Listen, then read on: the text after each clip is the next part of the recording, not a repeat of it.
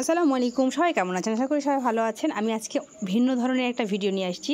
স্কুলের হাতের কাজ দিতে হবে, আসলে হঠাৎ করে কালকেই দিতে হবে। পরে মনে করলাম যেহেতু কালকে দিতে হবে, আমি একটা ফ্রিজের উপরে এরকমভাবে চুলা বানিয়েছি। তো আমার মতন কে কে এরকম করে চুলা বানিয়ে স্কুলে হাতের কাজ দেওয়া লাগছে, সেটা কিন্তু অবশ্যই কমেন্ট করে জানাবেন। আর আমার চুলা বানানো কেমন হয়েছে সেটাও কিন্তু জানাবেন। তো সর্বপ্রথমে আমি মাটি নিয়ে এসে একটা ফ্রিজের উপরে এরকমভাবে চুলা বানাইছি আর একটা পাতিল বানাইছি, অনেক সুন্দর হয়েছে।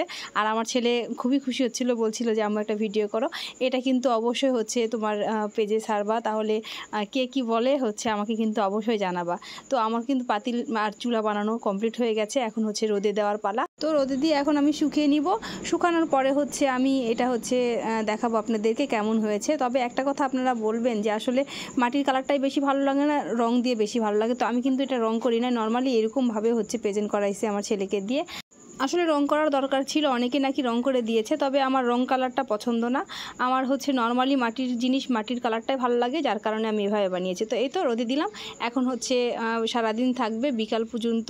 আমি বিকালবেলা নিচে নামিয়ে নিয়ে আসবো কেমন শুকায়। এই তো শুকিয়ে গেছে, দেখেন। শুকিয়ে যাওয়ার পরে কালারটা কিন্তু অনেক সুন্দর হয়েছে, আর ফেটেও কিন্তু যায় নাই। তো আজকের ভিডিও এই পর্যন্তই। সবাই ভালো থাকবেন। নেক্সট ভিডিওর অপেক্ষায় সবার জন্য শুভকামনা রইল। আর আমাকে কিন্তু সবাই জানাবেন কেমন হয়েছে। আল্লাহ হাফিজ, আসসালামু আলাইকুম।